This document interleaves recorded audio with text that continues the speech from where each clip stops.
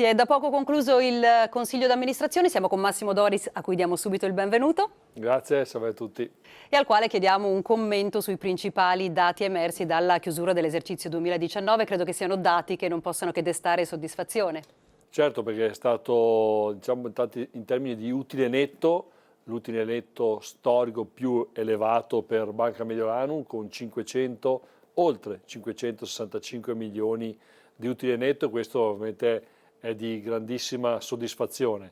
Anche le masse hanno raggiunto il livello più alto in assoluto nella nostra storia, con 84,7 miliardi, quindi le masse in gestione e in amministrazione della nostra clientela. Questi numeri ci hanno permesso anche di proporre un saldo dividendo di 34 centesimi per azione, che verrà proposto appunto all'Assemblea, contando anche i 21 centesimi già pagati in anticipo dividendo a novembre, a 55 centesimi per azione il dividendo. Anche questo altro record, il dividendo più elevato mai pagato da Banca Mediolanum. Banca Mediolanum però non è solo utili ovviamente, ma masse in gestione, perché non ci occupiamo solo di questo. Siamo una banca a 360 gradi, facciamo credito e abbiamo erogato crediti per quasi 2,7 miliardi nel 2019, con un più 21% rispetto all'anno precedente. Quindi 2 miliardi e 7 tra mutui, prestiti, linee di credito e cessione del quinto dello stipendio. Quindi una Banca Mediolanum molto attiva come attività bancaria vera e propria.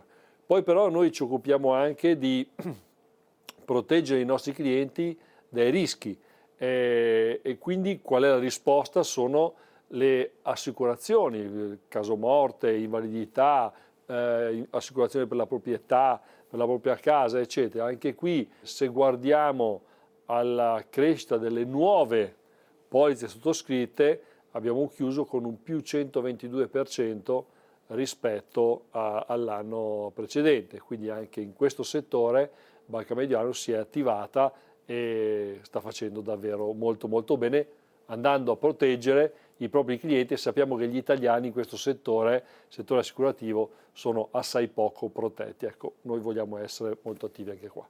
Ecco, un altro dato rilevante è quello della solidità. Il vostro Common Equity Tier 1 è sempre stato ai vertici del sistema, si riconferma tale? Sì, è al 19,5%, tra i più elevati in Italia, tra i gruppi bancari, e io penso di poter dire, affermare anche in Europa. Quindi estrema solidità da parte di questo istituto, che è arrivato a questa solidità non chiedendo denaro agli azionisti con aumenti di capitale, ma semplicemente ritenendo parte degli utili che fa ogni anno. Possiamo affermare allora che questa solidità, questo fatto di avere i conti in ordine per un istituto consente anche di fare scelte diverse rispetto a un mercato un po' in difficoltà nel cambiare modello di business e nell'adattarsi alle nuove esigenze dei risparmiatori? Sì, questa solidità da un lato e questi conti più che in ordine, perché sono quelli di un istituto di credito estremamente in salute, hanno permesso di fare una scelta importante di riconoscimento del lavoro fatto dai propri dipendenti e collaboratori, i propri family banker, e Banca Mediolanum ha donato 2.000 euro a testa, per un costo totale di 17 milioni, che per i conti del nostro istituto è una cifra ragguardevole. In più anche questi conti molto in ordine della nostra solidità ci permettono di uscire con un'offerta molto importante sul mercato, offrendo il 2% annuo lordo a 6 mesi, e in un momento dove i tassi sono negativi, perché a 2 anni il titolo di Stato è negativo, a 1 anno anche, a 6 mesi ancora di più, e noi usciamo con un 2%, possiamo usarlo per attrarre nuovi clienti, per attrarre nuova liquidità, per poi dare ai clienti non solo questo rendimento, ma portarli ai servizi che Banca Mediolanum riesce a dare, perché solo provandola un cliente può capire quanto sia efficiente, quanto sia comodo utilizzare Banca Mediolanum. Ed è una promozione che abbiamo sentito dalla comunicazione in atto, in essere fino a fine marzo. Fino a fine marzo, sì. Ecco, cominciano già dopo un mese e mezzo di promozione ad esserci risultati, sono raccolte che vanno poi ad inserirsi, credo, nel mese di gennaio che è stato di recente comunicato.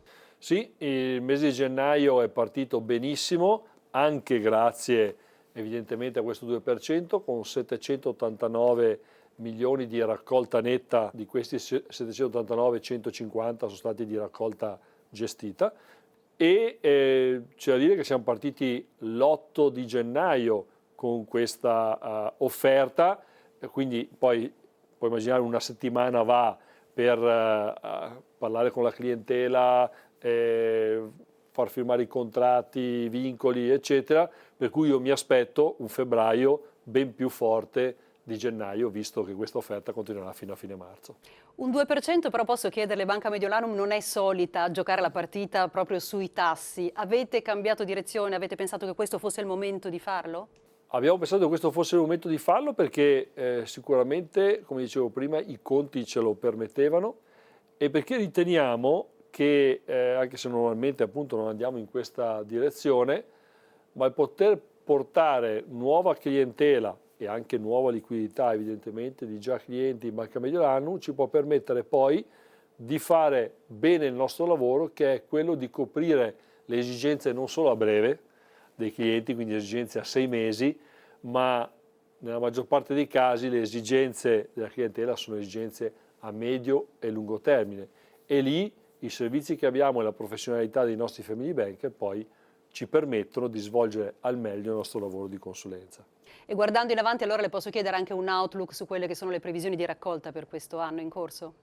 Siamo partiti benissimo e quindi ci aspettiamo delle raccolte più elevate rispetto allo scorso anno.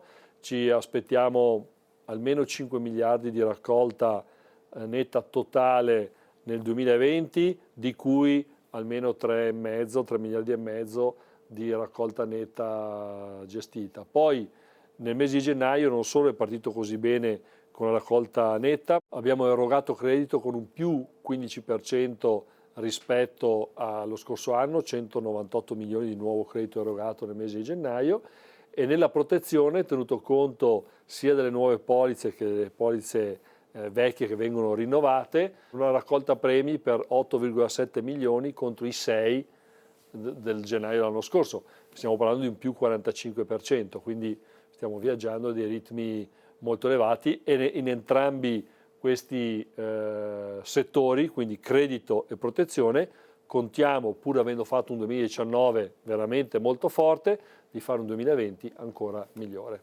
E a questo si andrà ad aggiungere anche il tema PIR. Voi ci avete sempre creduto, adesso con il rilancio avete anche in questo senso obiettivi di crescita e focus importanti su questo tipo di strumento? Sì, siamo stati i primi a credere nei PIR nel 2017, siamo stati protagonisti del mercato. Il 2018 è andato molto bene anche il 2018, siamo stati protagonisti anche lì.